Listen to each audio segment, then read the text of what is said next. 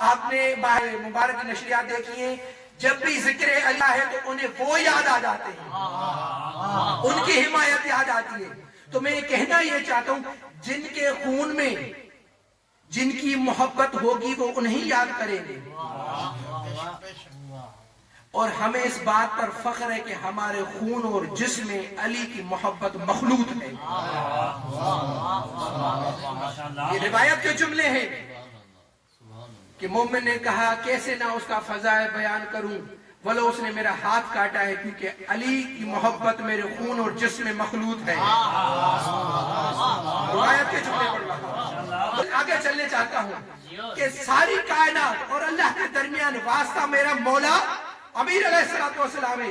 اب نہج البلاغہ اٹھا کر جا کے دیکھو، امیر المومن خود فرماتے ہیں نحن ثناء ربنا والخلق بعد ثناء لنا، کہ ہم اللہ کی صنعت ہے اور پوری کائنات جو بھی ہے وہ ہماری صنعت ہے۔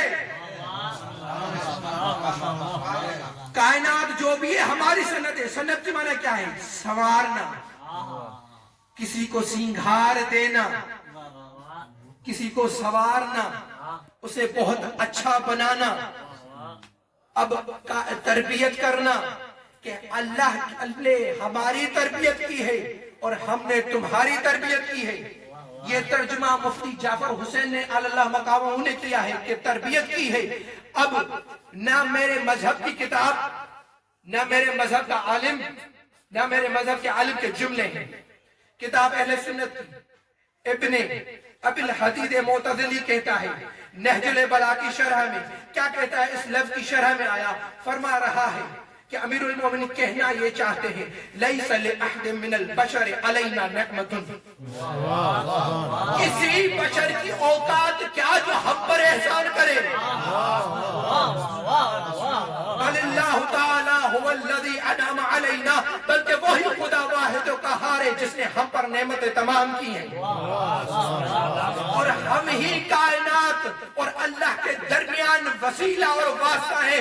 سائیں میرا بھی خصوصی یہ جملہ آپ کی طرف نظر کر رہا ہوں، اب وہ اپنا جملہ کہہ رہا ہے، یہ اس نے شرح کی مولا کے کلام کی، اب وہ جملہ خود لکھتا ہے، ھذا مقام جلیل ما سمعتہ، ھذا مقام جلیل ما سمعتہ، جو میں نے سنا یہ مقام جلیل ہے، وباطنہ انہم عبید اللہ وان الناس عبیدہم۔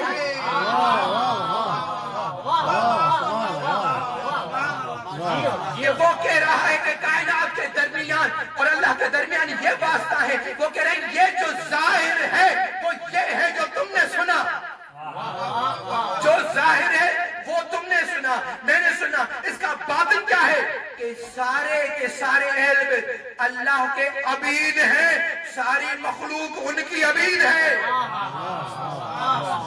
اب عبد کی جمع ہے عبید، کوئی گمراہ نہ ہو پائے، کوئی دور جانے کی ضرورت نہیں۔ اس عبید کی معنی کیا ہے؟ عبد کی معنی کیا ہے؟ کوئی دور جانے کی ضرورت نہیں۔ امیر المومنین نے جب یہودیوں کے سوالوں کے جواب دیے تو یہودی نے کہا یہ تو نبیوں کا علم ہے، کیا تم نبی ہو؟ تو مولا نے کہا انا عبد من عبید محمد، میں تو رسول اللہ کے طاعت گزاروں میں سے ایک طاعت گزار ہوں، رسول اللہ کی بندگی کرنے والوں میں ایک بندگی کرنے والا ہوں۔ یعنی پوری کائنات اہل بیت کے واسطے سے اللہ کی بندگی کرتی ہے اور اہل بیت خود ڈائریکٹ اللہ کی بندگی کرتے ہیں۔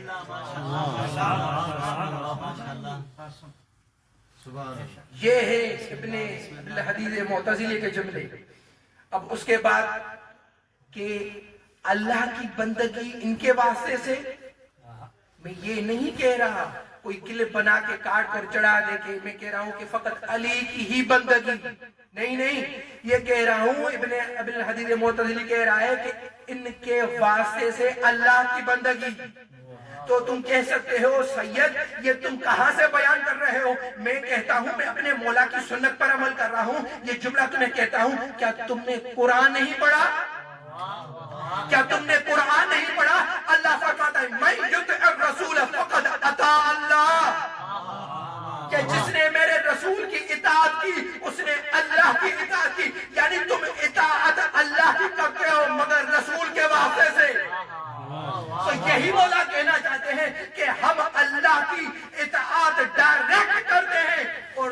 انڈائریکٹ ہمارے ذریعے اطاعت کرتے ہو.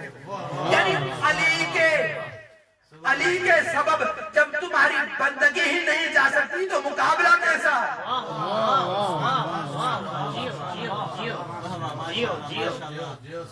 کہ اگر تمہاری بندگی قبول ہونے پر ہو تو پہلے علی سے رابطہ کرو. من یطع الرسول فقد اطاع اللہ. جس نے رسول کی اطاعت کر لی اس نے اللہ کی اطاعت کی. صلوات محمد صلوات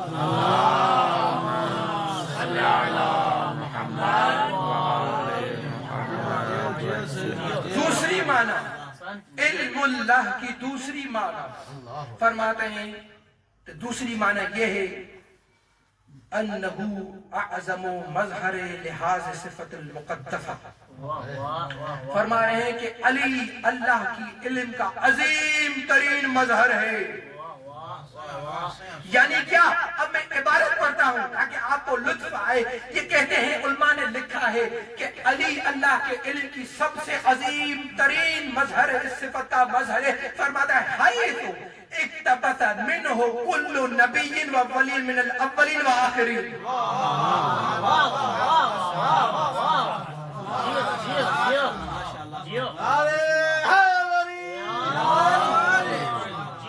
فرماتا ہے اقتبس منہ کل نبی و ولی من الاولین و آخرین. یعنی جو بھی اولین و آخرین سے نبی اور ولی گزرا ہے اس نے اگر علم چاہا تو علی سے لیا ہے. اب میں یہ جملے نہیں کہتا, تم میرے امام کا کلام پڑھو, زیارت جامعہ پڑھو. میرا مولا فرماتے السلام علیکم یا خزان علم, کہ میرے اللہ کے علم کے خزانے تم پر سلام. من شیء الا عندنا خزائنہ. اللہ فرماتے کوئی بھی چیز نہیں سوائے اس کے کہ ہمارے پاس اس کے سب کے خزانے موجود ہیں. خزانہ کیا ہوتا ہے؟ اگر میرے لیے خزانہ کیا ہوتا ہے؟ موتی اس میں, جواہر اس میں, سونا اس میں, چاندی اس میں, سب اشرفیاں ساری چیزیں جمع ہوتی ہیں اور کم ہونے والا نہ ہو, ناقص ہونے والا نہ ہو, ختم ہونے والا نہ ہو, اسے کہتے ہیں خزانہ. اور مولا فرماتے ہیں اہل بیت علم خدا کے خزانے ہیں. کہ اہل بیت اللہ کے علم کے خزانے ہیں. اب میں آگا میرے لیے آپ سے سوال کرتا ہوں کہ اگر ایک بادشاہ کسی کو اپنا خزانہ دے دے اور کہہ دے کہ تم اب اس کے خزانے کے مالک ہو, خزانے دار ہو, تو جب کوئی مانگنے آئے گا تو دو ہی صورتیں ہو سکتی ہیں. یا اللہ کہے گا انہیں دے دو, یا انہیں کہے گا تم جا کے اسے لے لو.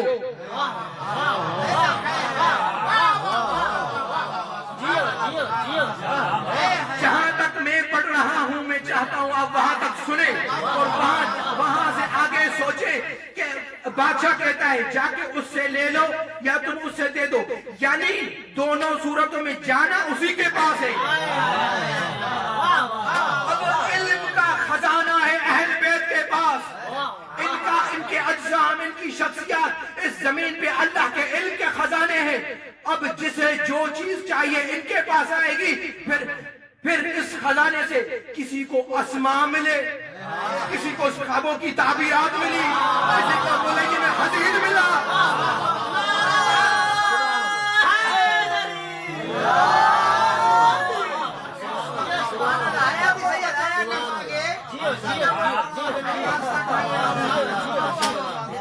علی سے مانگتے تو ہر چیز مل جاتا. تبھی کہتے ہیں روایت کے جملے آگا کی طرف سے یاد آ گئے کہ اگر کوئی, امام کا فرمان ہے روضۃ الکافی میں, کہ اگر کوئی چاہتا ہے جب بھی مانگے اس کی حاجت قبول ہو جائے تو پوری دنیا سے اللہ کے ساتھ سب سے مایوس ہو جائے. لگتا ہے آگا مایوس نہیں ہوئے. نندر سلوات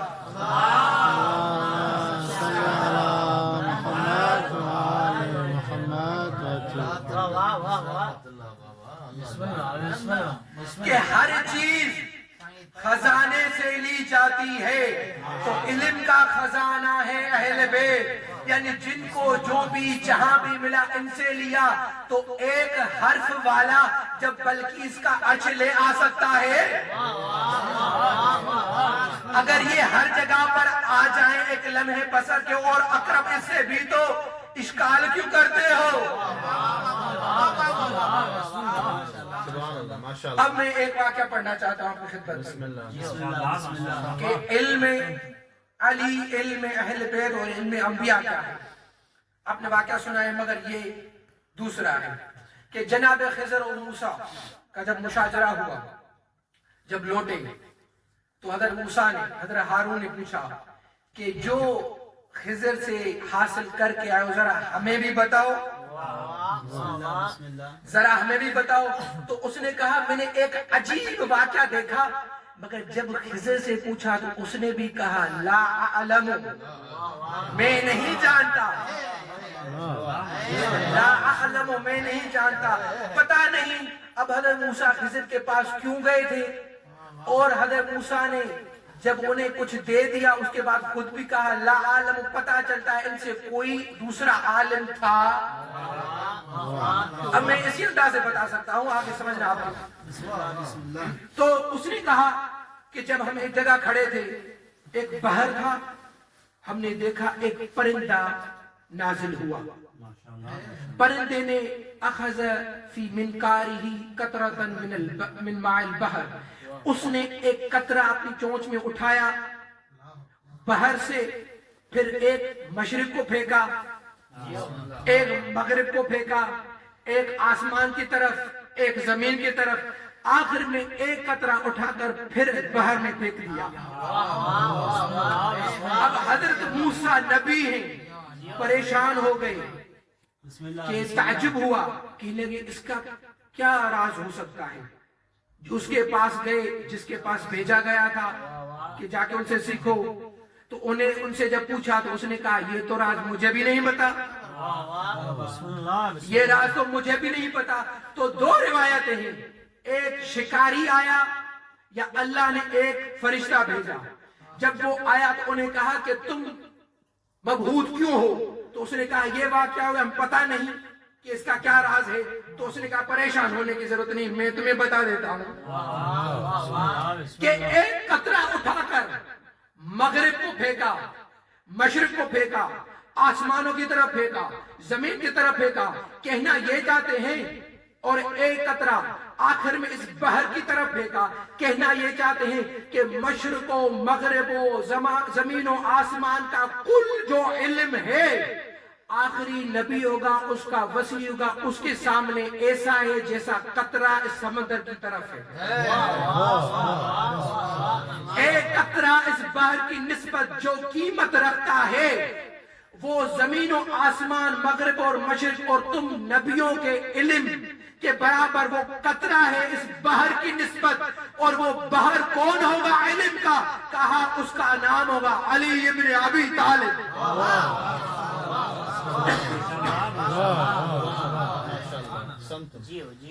تو یہ ہے، اب جب یہ حیثیت ہے، جب یہ عالم ہے تو سیکھنا بھی انہی سے ہی چاہیے۔ اب ایک اور واقعہ کہ امیر المومنین نے سلونی کی جب دعویٰ کر دی تو ایک شخص نے وہاں جا کر کہا کہ یا علی یہ بتائیں، کیونکہ مولا نے کہا کہ میں زمین سے آسمانوں کے طرق اچھے جانتا ہوں۔ اس واقعہ کو دوبارہ پڑھیے گا، متن کو دوبارہ پڑھیے گا، بہت اچھے نکات اور معرفت میں اضافہ ہوگا آپ کے۔ اس نے کہا این جبرائیل فی هذا الوقت، اس وقت جبرائیل کہاں ہے؟ مولا نے آسمان کی طرف دیکھا، زمین کی طرف دیکھا، دائیں دیکھا، بائیں دیکھا، پھر کہا انت جبرائیل، کہ تم ہو جبرائیل۔ تو وہ اڑ گیا اور نعرہ تکبیر بلند ہوا۔ آگے ایک بندے نے اٹھ کر کہا یا علی من این علمت ان ھذا جبرائیل، تم نے کہاں سے جانا کہ یہ جبرائیل ہے؟ کیوں کہ علی نے کہا تھا زمین سے زیادہ آسمانوں کے راستے جانتا ہوں، تو زمین پر جبرائیل نہیں آسمانوں پر رہتا ہے۔ اور یہ علم باطنی ہے کہ مولا نے کہا کہ میں نے لما نظرت الی السماء، توجہ فرمائے گا، لما نظرت الی السماء بلغ نظری الی العرش والحجاب، بلغ نظری الی فوق العرش والحجاب، کہ میں نے جب آسمانوں کی طرف دیکھا تو میری نظر چلی گئی کہاں؟ عرش اور حجاب سے بھی اوپر۔ جملہ یہ کہنا چاہتا ہوں، جہاں جبرائیل نہیں جا سکتا وہاں نظر علی پہنچ جاتی ہے۔ عرش اور حجابوں تک میری نظر چلی گئی۔ لما نظر تو الی الارض، جب میں نے زمین کی طرف دیکھا تو طبقات کا سینہ چیرتے ہوئے میری نظر تحت ثری تک گئی، تحت ثری تک گئی، اور میں نے وہاں بھی جبرائیل کو نہیں پایا۔ پھر دائیں دیکھا، بائیں دیکھا، رأیت ما خلق اللہ، کہ میں ہر وہ مخلوق دیکھی جسے اللہ نے خلق کیا ہے، ما ارى جبرائیل فی ھذہ المخلوقات، کہ میں نے ہر وہ مخلوق دیکھی جو اللہ نے خلق کیے، مگر اس مخلوقات میں میں نے جبرائیل کو نہیں دیکھا۔ فعلمت انہ ہوا، پھر میں نے جانا کہ وہی جبریل ہے۔ جملہ یہ کہنا چاہتا ہوں، زمین کی طرف دیکھا، آسمانوں کی طرف دیکھا، دائیں دیکھا، بائیں دیکھا، 4 لمحے لگتے ہیں اس کو دیکھنے میں، 4 لمحے تک لگتے ہیں اس کو دیکھنے میں۔ تو میں کہنا یہ چاہتا ہوں، میرا علی امام وہ ہے جو ایک جگہ پر کھڑے ہو کر پوری کائنات کا راؤنڈ لگائے اور بتا دے جبرائیل کہاں ہے۔ تو یہ وہی ہو سکتا ہے جو علم اللہ ہو، اور تبھی سارے نبیوں کو علم دینے والی ذات جو ہے، اعظم ترین مظہر علم، صفت علم کا علی ہے۔ تو یہ جملہ میں کہنا چاہتا ہوں کہ آپ نے یہ مناجات دیکھی ہوگی، قصیدہ سنا ہوگا، یثرب کے والی سارے نبی تیرے در کے سوالی۔ تو میرے رسول نے یہی تو کہا تھا، انا مدینۃ العلم وعلی بابھا۔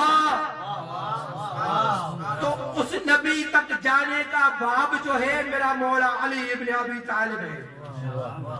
یہ ہے علم اللہ۔ اور آخری وقت آ گیا، دعوے دارے سلونی کے لیے، مگر علم کی خیرات دینا پھر بھی بد نہ کی، ضربت لگ چکی۔ اسبق بن نباتہ کہتا ہے کہ ہم گئے امیر المومنین کے دروازے پر بیٹھ گئے، روتے رہے، اندر سے ایک شور بکا کا اٹھا، ہم اور بھی رونے لگے۔ امام حسن آئے، کہا تم اپنے گھروں کو جاؤ۔ سب چلے گئے مگر میں بیٹھا رہا۔ جب میں بیٹھا رہا تو مولا پھر آئے، کہا تم نے سنا نہیں میں نے کیا کہا؟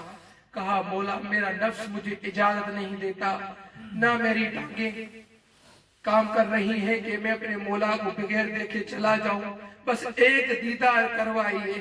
امام حسن نے اجازت لی اور اسبق بن نباتہ سے کہا تم آ جاؤ۔ جب اسبق آیا، کہتا ہے میرے مولا کے سر پر ایک سرد رنگ کا امامہ تھا، مگر مجھے یہ نہیں پتا چلا کہ علی کا چہرہ سرد زیادہ ہے یا اس کے امامہ۔ میں نے مولا سے پوچھا، مولا یہ تکلیف میں ہے آپ، مجھے ایک ایسی حدیث بتائیے جو رسول اللہ سے آپ نے سنی ہو۔ مولا نے اپنے علم کی خیرات دے دی۔